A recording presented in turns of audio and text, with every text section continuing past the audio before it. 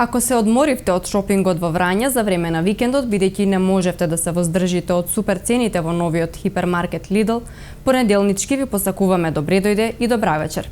Менталитетот повторно доаѓа до израз. За неверојатни 350 денари повратен билет до Врање понуден од нашите туристички агенции.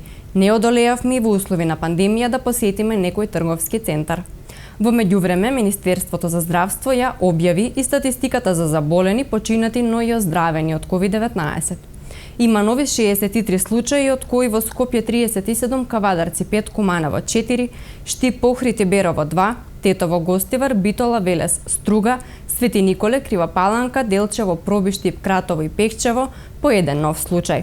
Починати се 6 лица на возраст од 54 до 93 години, а оздравени се 573, од кои во Куманово 19 лица.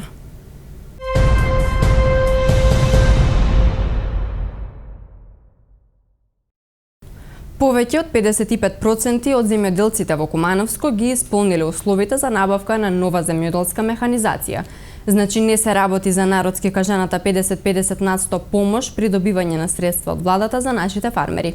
Над 20 земјоделци веќе добија трактори и се што треба да направат е во следните 5 години да ги одржуваат своите земјоделски капацитети со добиените машини, како што предвидува деловниот план. Во јавниот повик што беше објавен од страна на Агенција за финансиска поддршка, земјоделство и рурален развој, од Кумановско аплицира негде 42 тројца, ако не се лажам поточно. Од нив, повеќе од 20 веќе имат добиени решени за одобрување на трактори од програмата за рурален развој и сега се во фаза на набавка на механизација. Еден од нив е земјоделец кој сме гости денеска, така да многу од нив веќе ги купија трактори, ги собират документи за барање за исплата, значи тој процент што е за кофинансирање од држава, значи треба од документи едно барање со пропратни документи за да се пушти за да им се вратат средствата на сметка од страна на од буџетот на државата. Ова е народно кажано е 50-50 го викат луѓето, меѓутоа во Куманово зборам нема ни еден што има добиено со 50%, сите се 55%, 60, 65, 70, па и 75% кофинансирање од државата. Тоа зависи од капацитети, од возраст, од пол, од услови, ако е погранична зона или рурални средини што се во повисоки нивоа на 700 метри висина. Така да ние како советодавци на Агенција на земјоделство, на Агенција за поттикнување на развој на земјоделството, можам да кажем дека сме задоволни затоа што повеќе од 50% од апликации се значи уважени, прифатени. Сето тоа е плод на наша работа со земјоделци, затоа што ние сме тие што сме редовно на терен во контакт со земјоделци, ги советуваме, ги информираме, ги даваме насоки како да исполнуваат услови, како да стигнат до обнова на механизација. Затоа што не едноставно треба некои услови, сите тежнееме на тоа да се модернизираме, да ги исполниме стандардите што ги бара Европска унија, за да бидеме земјоделци од модерен карактер. Што значи тоа? Има посебни закон кои треба да се исполнува, тоа се закони од добра земјоделска пракса, кои се неопходни за исполнување за да имаш право да добиваш трактор и исто така исполнување на минимални стандарди за заштита на животна средина. Тие работи им барат труд, барат земјоделецот мора да се ангажира, да ги постигнува тие услови и од тој момент, значи, ние кога му правиме деловен план, веќе до некаде, негде 70-80% сме сигурни дека ќе добие, затоа што знаеме дека исполнува условите. Пари редовно има и од буџетот на државата преку програмата за рурален развој и од ИПАРД програмата. Така да би било многу добро земјоделците што повеќе да се нафаќат на тоа, да ги исполнуваат тие минимални услови. Не се услови кои не може да се исполнуваат. Се е можно, само што треба ангажирање и нормално дека во соработка со нас, као советодавци, даваме насоки, даваме совети, информации како треба и до кој ниво треба да ги исполнуваат минимум за да добиват трактори.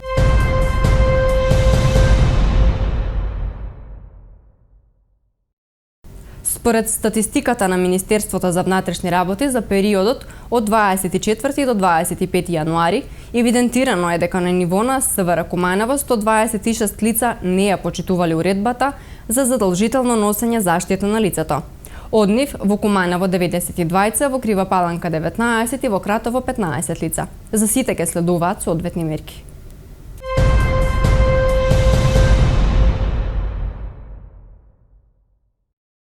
Колку напредува Куманово кога е во прашање гасоводната мрежа и дали предвидените 8 милиони денари за оваа година ќе бидат доволни? Во секој случај, градоначалникот извести дека во изминатиот период во општината се изградени над 20 километри секундарна дистрибутивна гасоводна мрежа. Дополнително, оваа година ги зголемуваме субвенциите за приклучок на домаќинствата на гасоводната мрежа за 50%, со што ги стимулираме граѓаните да започнат со користење на природен газ како економичен извор на енергија и да придонесат во заштита на животната средина, вели градоначалникот Максим Димитриевски.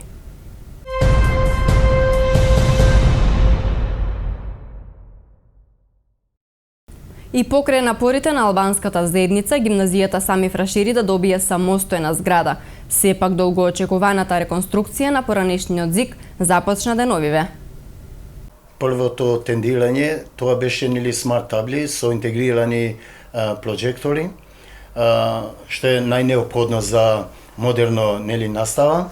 После има набавено компјутери за секоја училница, негде 26 комада. Сега моментално се одвива работа во тоалетите, целосно се реконструираат. Имаме набавено целосен кабинет за физика, хемија, биологија и за спортските активности во нашето училиште.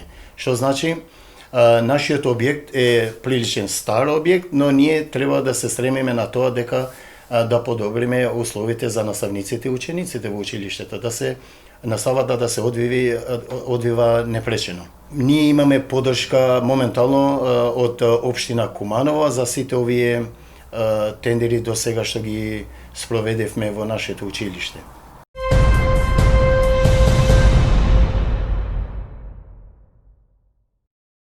Полициски службеници од секторот за внатрешни работи Куманово викендов спроведоа засилена акцијска контрола за санкционирање на возачите што не ги почитуваат сообраќајните правила и прописи на територија на општина Липково. Санкционирани се 48 возачи, од кои 35 за возење со брзина над дозволената, а 5 за возење без возачка дозвола. Министерството за внатрешни работи продолжува со засилените акцијски контроли во сообраќајот. Апелираме до учесниците во сообраќајот да ги почитуваат сообраќајните правила и прописи за поголема безбедност на патиштата, апелираат од МВР.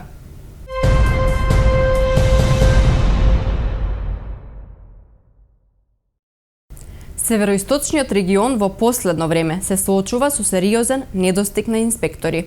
Овој проблем особено е забележан во помалите општини. Еве поконкретно, општина Крива Паланка има 3 инспектори, Кратово, Липково и Старо Нагоричане по 1, а Ранковце нема ниту еден инспектор во моментов. За најприоритетните проблеми склучен е меѓуопштински договор со општина Куманово. Во моментот имаме 3 инспектори, а покрената е постапка за вработување на 20 нови. Соочени сме со предизвикот да се одговори на сите тековни барања, дописи од странки, пријави за проблеми. Затоа ги покриваме само оние области кои што се најалармантни. Општините, дали се поголеми или помали, имаат исти проблеми со кои се соочуваат секојдневно, вели градоначалникот на Крива Паланка, Борјан Чомицевски. Состојбата во општина Ранковце е во најмала рака неверојатна. Имено и покрај тоа што имаат оделение за инспекцијски надзор, таму немаат ниту еден инспектор. За овие потреби и тие имаат склучено меѓуопштински договор со општина Куманово. Проблеми имаме многу, а немаме граден и комунален инспектор, за сообраќање да не зборуваме. Иако сме мала општина и кај нас има многу проблеми. Тука поминува меѓународниот пат за Бугарија, а поради корона кризата имаме и голем број на луѓе кои остануваат за викенд. Немаме урбанистички планови за сите населби, а интересот за градба на викендици е се поголем, особено во селата Герман, Пклиште и Станча.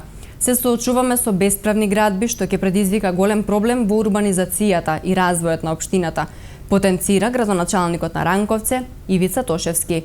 Инспекторот Часлав Максимовиќ од општина Старо Нагоричане наведува дека и тие се соочуваат со истите проблеми, додека Орце Петковски, градежен инспектор од Кратово пак, вели дека мора да се ангажира и на дополнителни работи кои не се во негова надлежност, а заради квантитетот на услугите се губи на квалитет.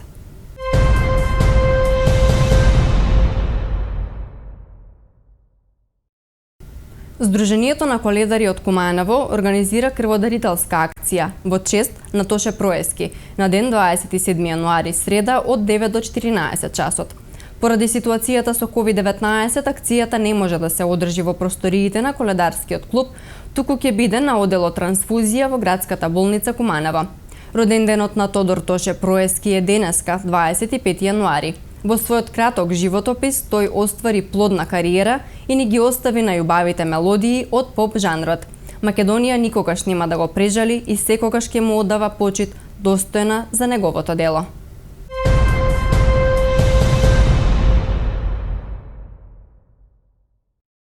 Истражувањето на експертскиот тим при Универзитетот Гоце Делчев од Штип, а во соработка со Центарот за климатски промени, покажува дека пешачењето или возењето велосипед е најдобрата солуција за движење и кога е загадувањето мало, но и во случаи кога аерозагадувањето е со високи концентрации.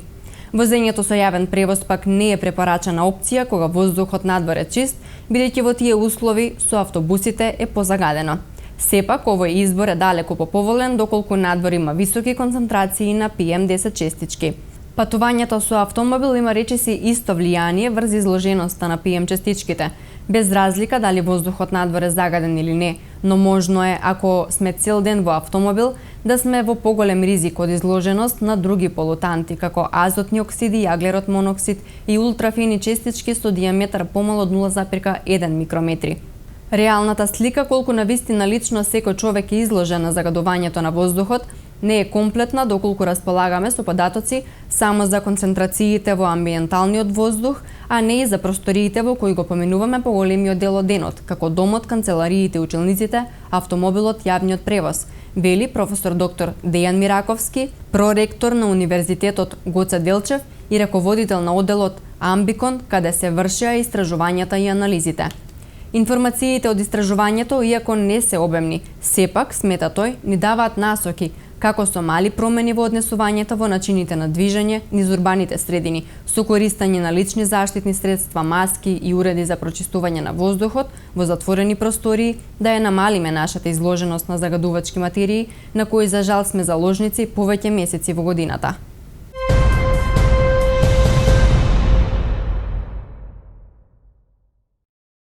Кошаркарите на Куманово забележаа пораст на домашен терен од составот на ТФТ со резултат 88:94. Последните 10 минути на паркетот беа турбулентни, иако ТФТ постојано имаше предност. Најефикасни во составот на Куманово беа Рос со 18 поени, 16 запиша Андриевиќ, а со поен помалку надпреварот заврши за Марковски и Ѓекиќ. Двоцифрени поени забележа и Ливингстон. Од клупата на Куманово на вчерашниот меч постојано пристигнуваа обвинувања за тенденциозно судење во полза на гостинскиот состав, дека на 10 секунди пред крај, кога постоеше можност за пресвртница во резултатот, беше судена намерна лична грешка. Од управата на Куманово најавија и официјална реакција за судењето.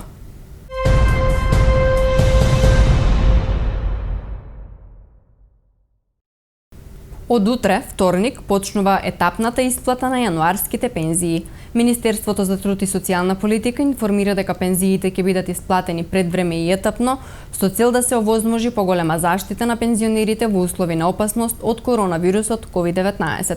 Подигнувањето на пензиите преку филијалите и експозитурите на банките на пензионерите кои не користат картички ќе се реализира во 4 групи според висината на пензијата. Апелираме до пензионерите да се придржуваат до распоредот за исплати затоа што етапната исплата е направена со цел да се намали метежот пред банките и можностите за загрозување на личното и јавното здравје.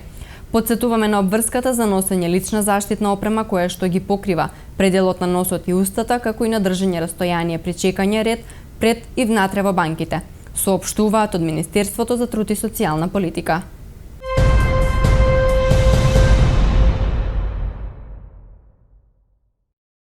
Министерството за труд и социјална политика соопштува дека согласно со Законот за празниците, 27 јануари 2021 година, во среда, Свети Сава е неработен ден за граѓаните припадници на српската заедница во Република Северна Македонија. Истовремено, Министерството за труд и социјална политика на граѓаните припадници на српската заедница им го честита празникот Свети Сава.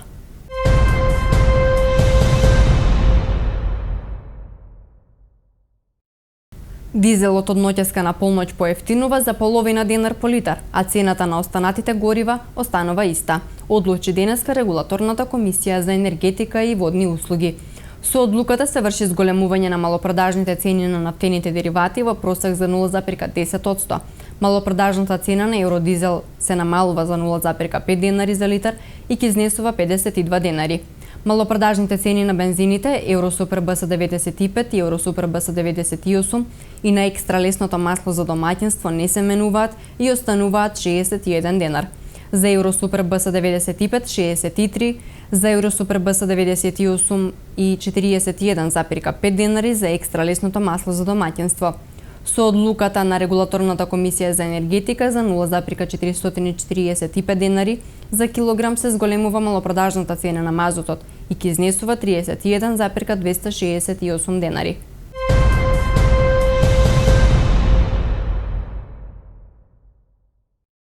Следуваат вестите од Македонија.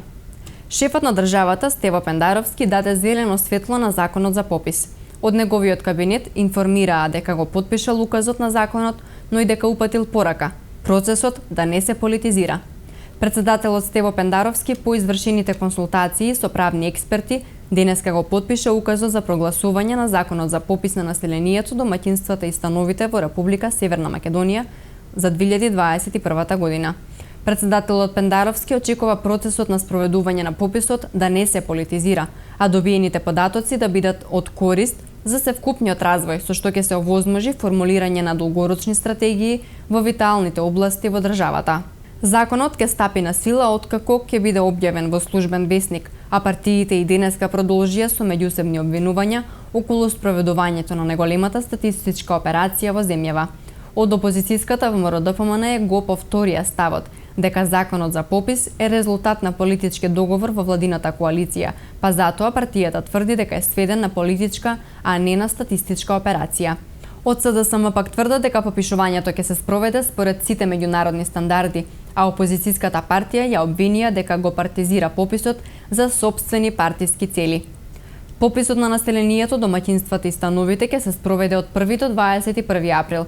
На терен ќе излезат околу 5000 попишувачи. Првиот човек на Државниот завод за статистика, Апостол Симовски, тврди дека здравствените мерки ќе бидат испочитувани. Тој тврди дека се во постојан контакт со Министерството за здравство. Чека дали комисијата ќе им препорача дополнителни протоколи, но и да препорача ќе ги усвојат и спроведат. Законот предвидува и казни, глоба во износ од 200 до 300 евра да плати оној што ќе одбие да ги даде податоците што се бараат од него или ако даде неточни податоци. Бојкотот на наставата на матурантите продолжи и денеска. Се бојкотираше во Тетово, Гостивар, Кичево, Струга, Охрид, Прилеп, Битола и Куманово, во Скопје делумно, а во Велес немаше никаков протест, информираат од Сојузот на средношколци.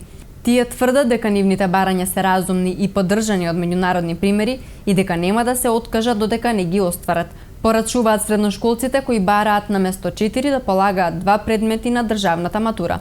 Ресорната министерка Мила Царовска не попушта, таа ги повика матурантите да се вратат на настава.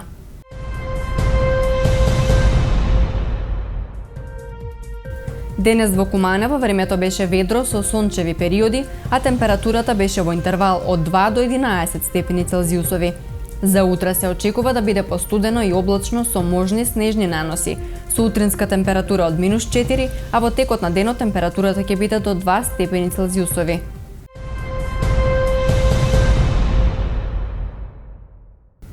Тоа е се за вечерва. Со нови информации се гледаме повторно утре. Довидување.